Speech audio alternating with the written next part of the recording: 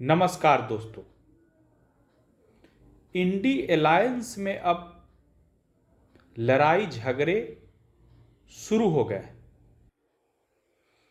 बिहार के माननीय मुख्यमंत्री नीतीश कुमार जी जो सोच करके गए थे कि हो सकता है यह राजनीति की उनकी अंतिम पारी है, तो वह प्रधानमंत्री पद के उम्मीदवार इंडी अलायंस में बन जाए।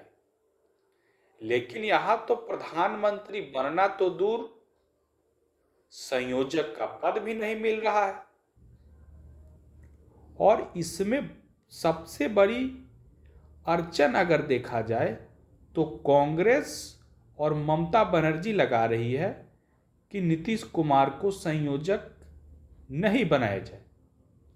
इससे बिहार के मुख्यमंत्री नीतीश कुमार जी दुखी हैं और ममता बनर्जी का अपना तर्क है कि मैं उनसे अभी ज़्यादा ताकतवर हूँ अपने राज्य में, उनके एमपी ज़्यादा है नीतीश कुमार की पार्टी से, तो वो नीतीश कुमार को आखिर क्यों अपना नेता एक्सेप्ट कर ले। यही हाल अखिलेश यादव का भी है। अखिलेश यादव 80, भले ही वह हार जाते हो, 5 या 10 सीटें उनकी पार्टी पिछले 2 लोकसभा में जीती है। पिछली बार 10 शायद जीते थे और इस बार 5 जीते हैं, लेकिन वह अपने को बड़े सूबे का नेता मानते हैं। अरविंद केजरीवाल की अपनी अलग सोच है। कुल मिलाकर के अगर देखा जाए तो इंडी अलायंस के हर नेता कुर्सी को अपने अपने हॉकी के जो स्टिक होता है उससे लगातार खींचने की कोशिश कर रहे हैं। और जो कुर्सी है संयोजक पद का या फिर कहे पीएम इन वेटिंग का, वो एक फुटबॉल बना हुआ है। तो ये तो है भारत के विपक्ष की राजनीति की हाल।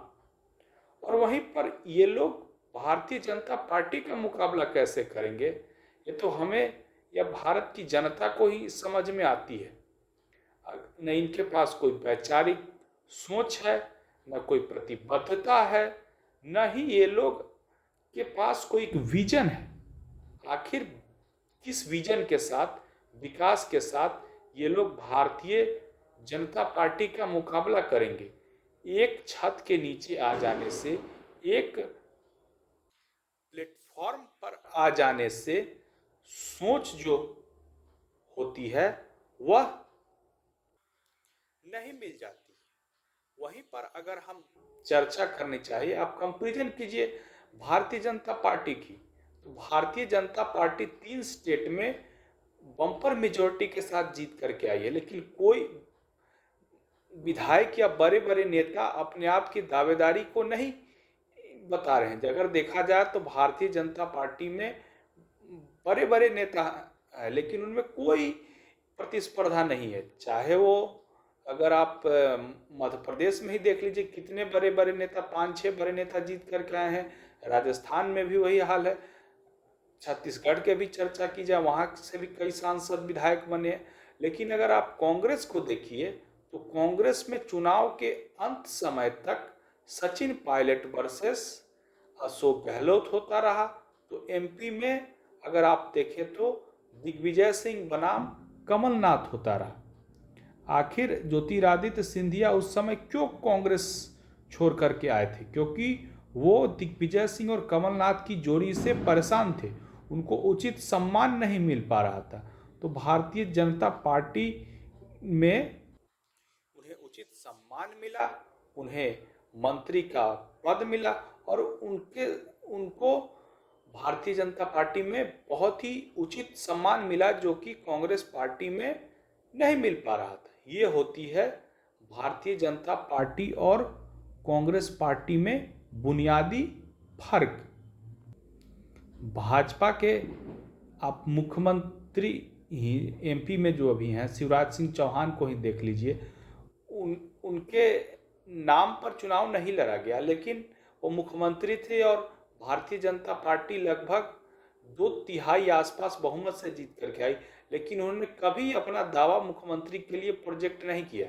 ये है भारतीय जनता पार्टी की सोच। और वही अगर कांग्रेस की अगर कोई स्टेट में देख लीजिए तो गुटबाजी किस प्रकार से होती है।